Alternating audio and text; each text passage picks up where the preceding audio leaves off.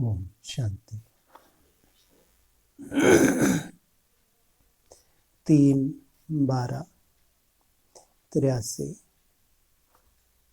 संगम युगी ब्राह्मण चतुर सुजान सौदागर रत्नाकर। क्या कहा?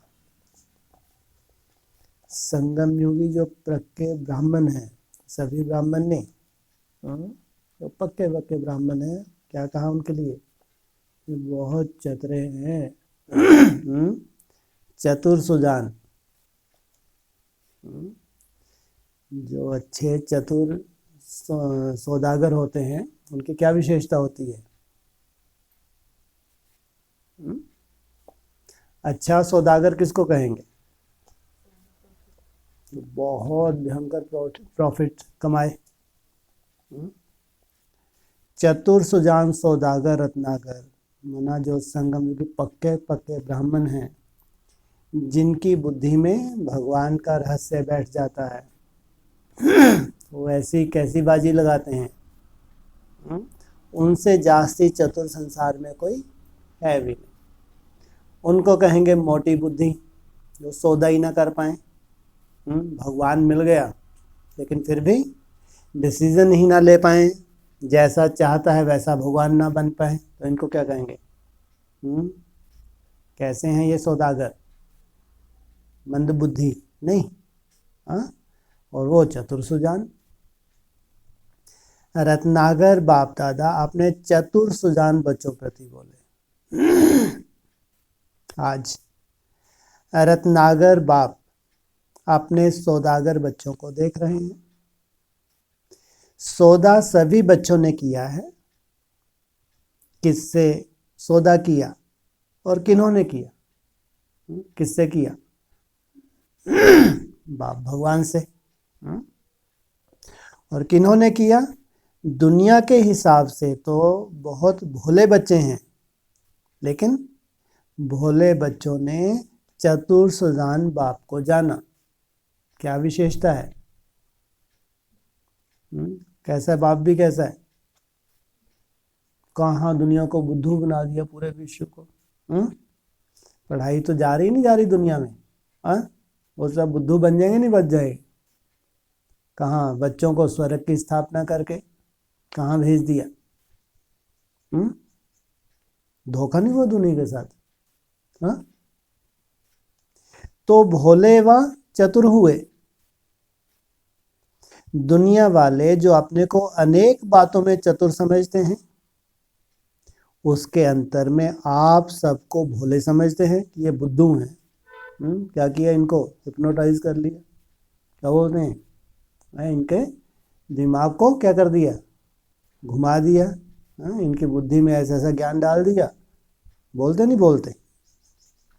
लेकिन आप सबको भोले कहते हो। आप क्या कहते हो? तुम सब क्या हो? बुद्धू, मंद बुद्धि कहते हो नहीं कहते? क्योंकि चतुर सुजान बाप को जानने की समझ, चतुराई उन्होंने नहीं है। वैसे ही बाप का गुप्त पार्ट है। बिंदी को जान लेना कोई बड़ी बात नहीं, लाखों ने जान लिया, लेकिन बिंदी इस धरा पे कहाँ कार्य कर रही है? जैसा बाप चतुर सुजान, वैसे बच्चे भी कैसे हैं ये? आप लोगों ने मूल को जान लिया और वह विस्तार में जा रहे हैं। आपने सार को पकड़ा है। आप सब ने एक में पदम पा लिया और वह अरब खरब गिनते ही रह गए। पहचानने की आंख, जिसको श्रेष्ठ नॉलेज की आंख कहते हैं, वह कल्प कल्प आपको प्राप्त होती है। आप भोली आत्माओं को वे क्या और क्यों, ऐसे और कैसे के विस्तार में ढूंढते ही रह जाते।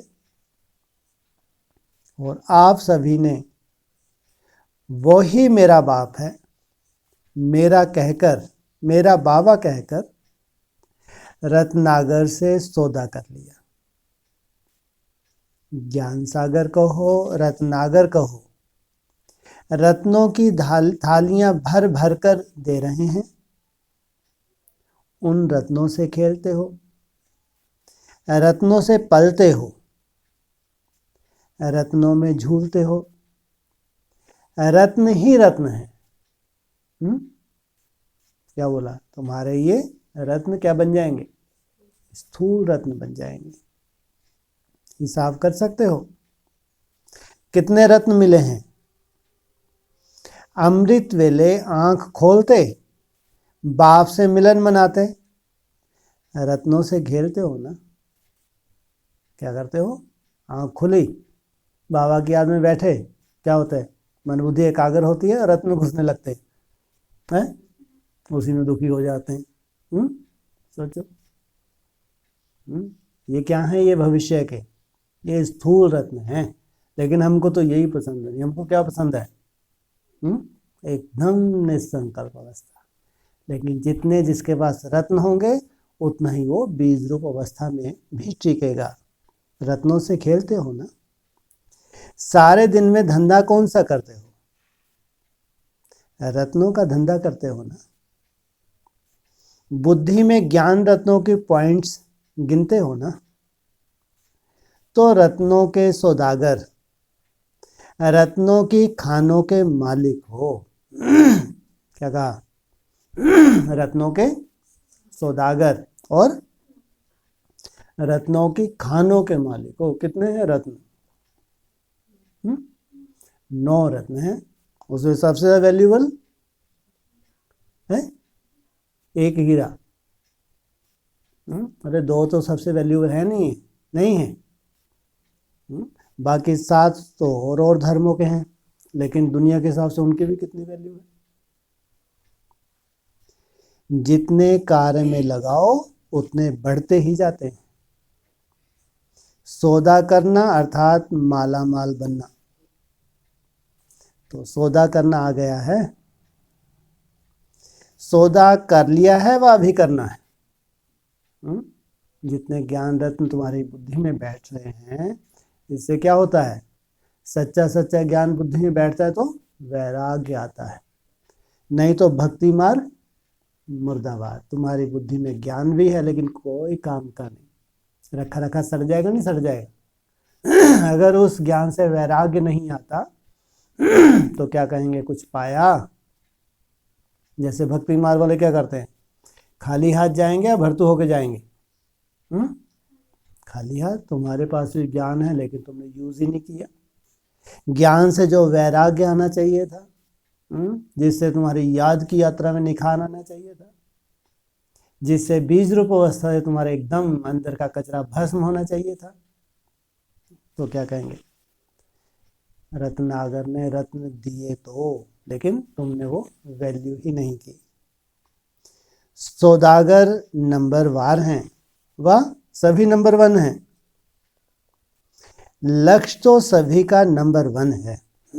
जाना है, किसमें जाना है? नंबर 2 तो कोई भी नहीं जाना चाहता, लेकिन नंबर 1 सदा रत्नों में इतना बिजी रहेगा जो और कोई बातों को देखने, सुनने, सोचने की फुर्सत ही नहीं होगी। मुरली में जो भी रत्न है उनमें बिजी रहेगा, उनमें खेलेगा, गहराई में जाएगा, मंथन करेगा। माया भी बिजी देख वापस चले जाएगी। माया को बार बार भगाने की मेहनत नहीं करनी पड़ेगी। तो आज बाप दादा एक तरफ बड़े बड़े नामी ग्रामी नॉलेजफुल कहलाने वाले बच्चों को देख रहे थे, क्या क्या कर रहे हैं। अनेक बातों की समझ है, एक बात की समझ नहीं है। उसके अंतर में ब्राह्मण बच्चों को देख रहे थे। एक तो नामी ग्रामी, हाँ नामी ग्रामी है तो कितने बड़े बड़े भाषण करते होंगे, कितने बड़े अपने को ज्ञानी समझते होंगे। उनके अंतर में ब्राह्मण बच्चों को देख रहे थे। बाप दादा भी दोनों का अंतर देख गीत गा रहे थे। आप भी वह गीत गाते हो जो ब्रह्मा बाप को बहुत प्रिय लगता था। बाप दादा बच्चों के प्रति गा रहे हैं जो ब्रह्मा बाप आज बहुत मस्ती में गा रहे थे। कितने भोले, कितने मीठे मीठे बच्चे, प्यारे मीठे मीठे बच्चे, जैसे आप लोग बाप के लिए गाते हो ना, बाप भी बच्चों के लिए वही गीत गाते हैं।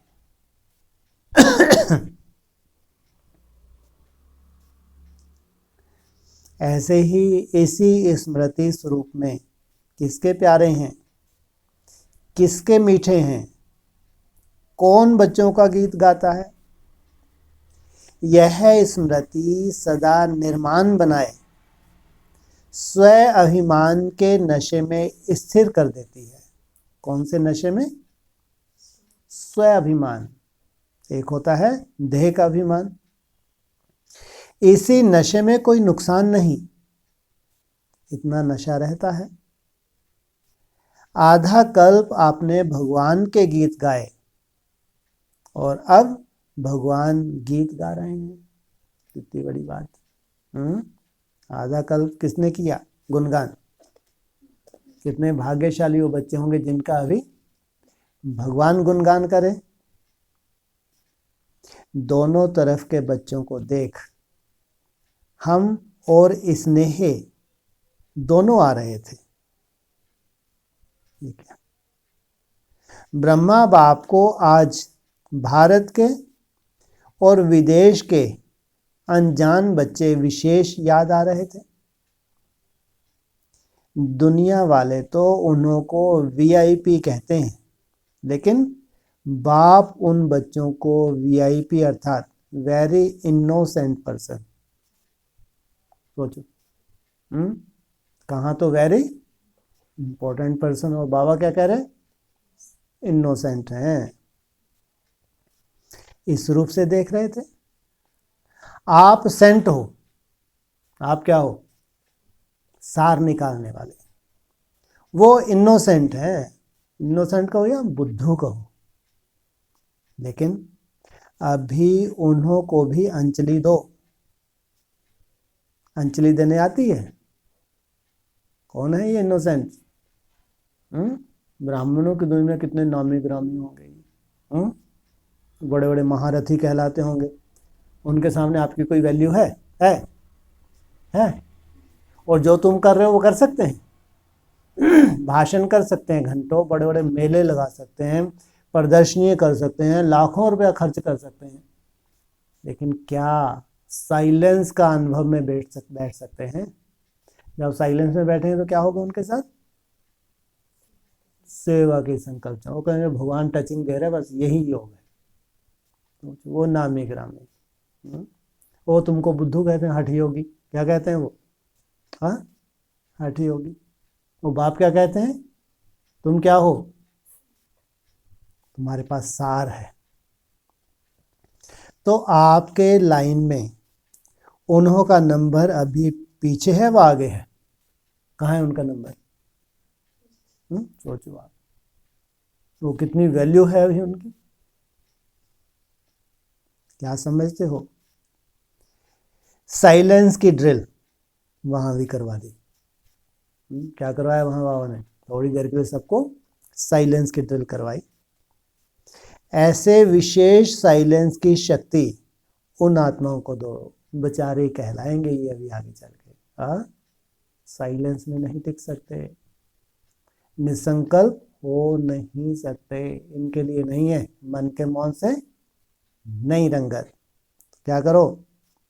साइलेंस की शक्ति उन आत्माओं को दो। अभी संकल्प उठता है कि कोई सहारा, कोई नया रास्ता मिलना चाहिए। किनका? उनका उठता होगा, नहीं उठता होगा? अभी चाह उत्पन्न हो रही है। मालूम है अब कितने साल बचे हैं? गिनती तो आती है ना उनको। और मालूम है शरीर भी छोड़ना है। अपनी अंदर की स्थिति को भी जानते हैं, कितने खोखले हैं ये। सोचो, भाषण करने में नंबर 1, अंदर खोखला होने में भी नंबर 1। जितना बड़ा भाषणबाजी वाला, मुरली में क्या बोला, जितना, क्या बोला, हाँ, जितना मान मरता उतना बड़ा भ्रष्टाचारी, समझो मुरली का पॉइंट है। जिनका बहुत मान मर्तबा है वो भ्रष्टाचारी। अभी चाह उत्पन्न हो रही है, अब राह दिखाना आप सबका कार्य है। हम कहाँ, जहाँ कहाँ जाके माथा मारे, क्या कह रहे हैं, राह दिखाना आप सबका कार्य है। तो क्या करें, कहाँ कोई सुनता है आपकी? सुनता है कोई? सुनता है कैसे से है? सुनाते नहीं, सुनाएंगे तो सुन लेंगे वो।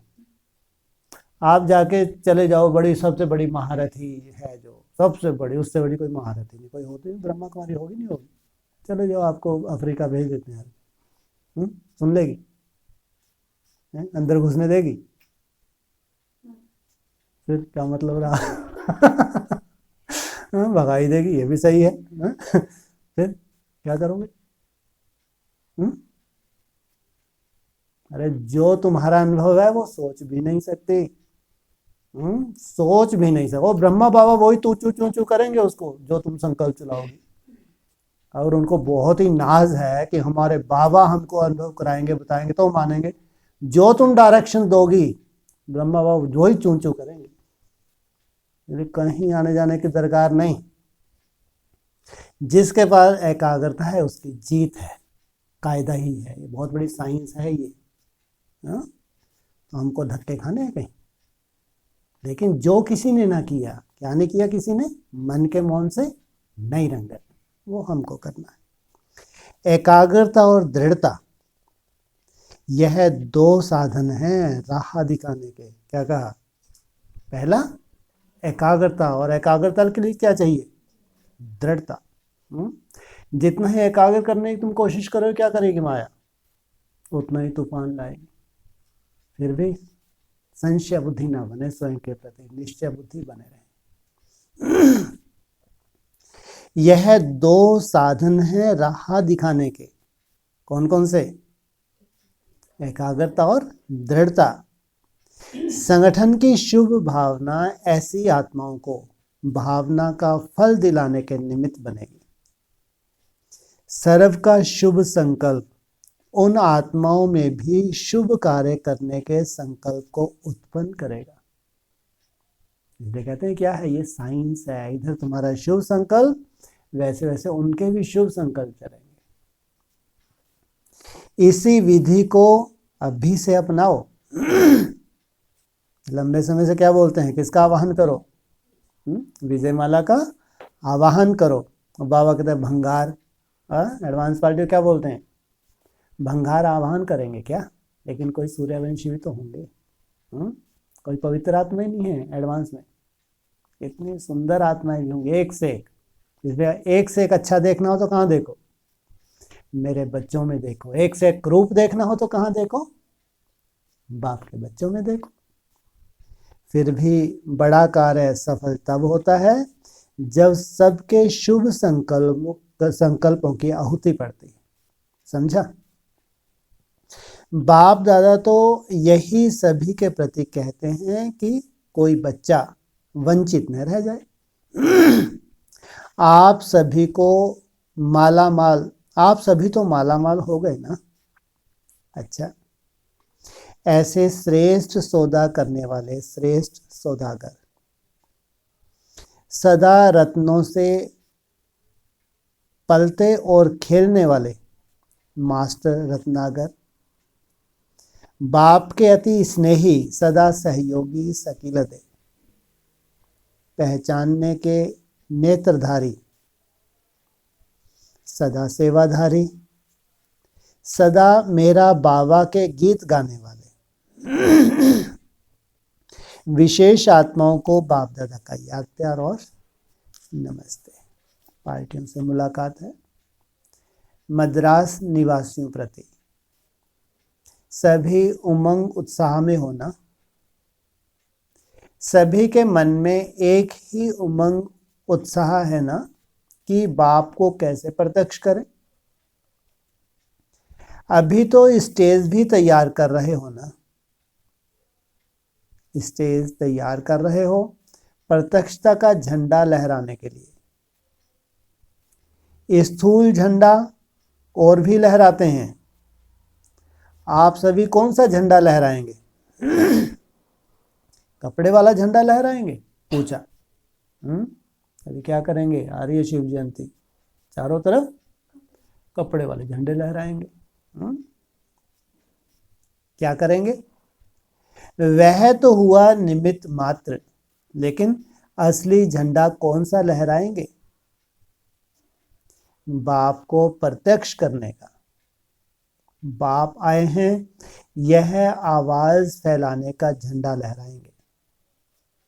इसकी तैयारी कर रहे हो ना? सभी आत्माएं जो वंचित हैं उन्हों को रोशनी मिल जाए।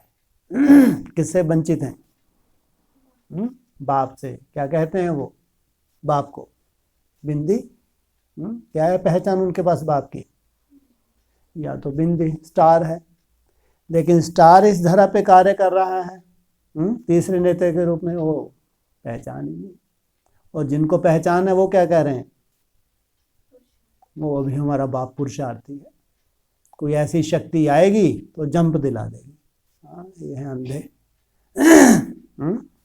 तो उनको रोशनी मिल जाए, रास्ता मिल जाए।